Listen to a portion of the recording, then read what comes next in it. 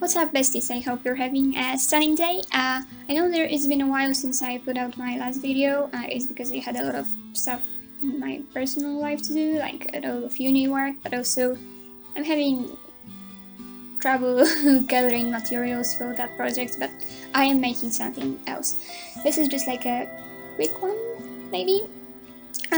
It's just me playing with a toy I got for Christmas, and I'm calling it a toy. It's a 3D pen from Polaroid. I think that's the exact same company that makes the cameras, but like the logo looks the same, but also like I don't see the connection between the two products. I don't think this is like an artist grade 3D pen, because I've seen like what the people who make the super complicated, super like, you know, the professional looking 3D stuff with 3D pens are using way more expensive 3D pens. I could not afford to ask for that one for Christmas. You know, this is kind of a toy grade, but it's fun. It is very fun for me. The first thing I decided to do was my dog. Right, it came with 3 filaments: a green one, a red one, and a blue one. I think that's it. I just show them on camera. Yeah, my dog's orange with white spots, so from the start I knew I'm going to just paint it. And actually, I don't really see people doing it. I don't see people painting their 3D pen figurines, but I think it looks really cool, and also it makes up for some of the mistakes I make when using the 3D pen, because it covers up the holes. And you know, I could cover up the holes with the 3D pen filament, of course I could, but it's also more expensive. Like, you know, because it's acrylic paint. I'm using acrylic paint specifically, and it's way cheaper than the filament. And also I can have way more control over the color, so I just continued on doing that.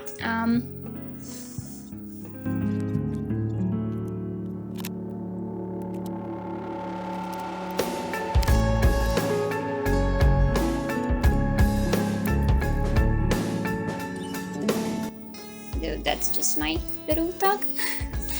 And the second project is what I kind of default when doing 3D models. Like, also on computer you can see I made a lot of mushroom houses. I just like really doing mushroom houses, and I think I may recreate this one digitally as well. The hardest part of it was probably cutting that stupid bottle in half. It's a I think it was like a mist bottle or something like this, but the plastic was kind of thick and I couldn't cut through it, and I thought maybe temperature would help, but then it just got bent. And yeah, the bends actually helped me because you know, the shapes fit better together like that. One mistake I made at the very beginning of this project here was that I put the bottom part of the bottle, you know, the one with the floor, the bottom down, despite the fact that I knew already that I'm planning to insert little lights in it, and it's like I needed to drill like through both of these layers of the bottle from the other hole to be able to insert the lights, but that's later on. And then I joined it with the still green filament, because that's the color I had. I ran out of the green filament quite quickly, and I knew I'm going to run out of whatever else I use if I use some of the ones that are attached to the set. But I had a huge spoon of dark brown filament that's for a 3D printer, which currently isn't working, and I don't really see it working in anytime soon. I need someone else to fix it, and that's like my dad's 3D printer, so he needs to like do this stuff. But yeah, he told me that I can just use the filament, and if it works, and it works, it's the exact same thickness. So I think it would probably be cheaper to order 3D printer filament for this, because it's like, you know, I mean, the price for a product will be more expensive, but there is way more of it, like way more of it. and I assumed that they wouldn't be selling smaller quantities for like a cheaper price per like meter. You know, that wouldn't make sense. But I didn't make any calculation. That's just like what I'm guessing. Yeah, I built on top of the bottle because I wanted to make windows, and I wanted the windows to have glass in them. I also decided to make windows in the roofs, which weren't based on a bottle, and I used like little pieces of plastic, but it's not as sturdy as a bottle. It's just like, you know, there's a packaging from something, and the plastic's kind of bendy and everything. So I feel way more happy about the windows that are in the building part, not in the roof part. I also for this project put out an old school 3D pen, let's call it. So a hot glue gun, because you know, first of all, again, it's cheaper than the filament, like the hot glue sticks, but also it made the attaching the roofs this way more sturdy. The filament for the 3D pen is not really glue, and it's like, you know, my hands are shaking. I'm a clumsy person. I can be very careful when making stuff, like being smooth, but yeah, I was stressing. I'm stressing thinking about it, so I didn't want to keep on breaking it while making it, and just build up more and more. So I just hot glued it, and I also decided at that point that I maybe add a bit of like a floor around it, also with hot glue, and so it's not like standing on nothing. And yeah, I just kept on filling stuff up, making little doors, and initially you can see I started working on parchment paper, because I was scared it's going to stick to stuff, but then I realized that it's not sticking at all. So at one point I just started pulling out regular paper when I wanted to make stuff that's completely flat. And yeah, it does stick to paper a little bit, so sometimes the paper would rip. But I still prefer that to using parchment paper, because parchment paper, it doesn't stick at all, and it's like harder to get the flat shape down, you know.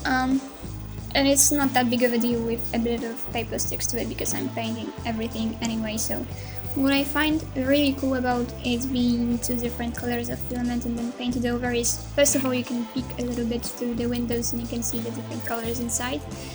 And you know, because that's like with real houses, when a house can be one color on the outside, but the walls inside will be painted different colors, and that's, you can kind of peek into that.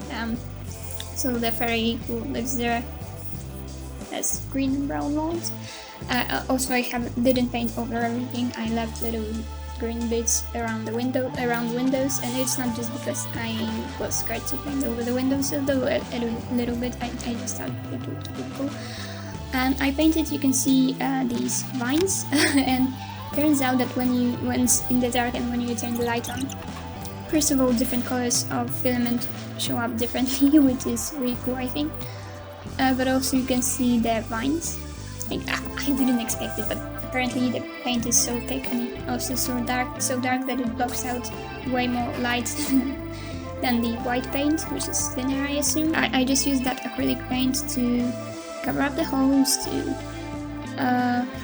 I used a ton of it in some places just to make sure that there isn't like light peeking through too much through like holes, literal holes. And to give it the colors I usually use, although I didn't have like a good golden paint, so I skipped the gold and just made it grayish color.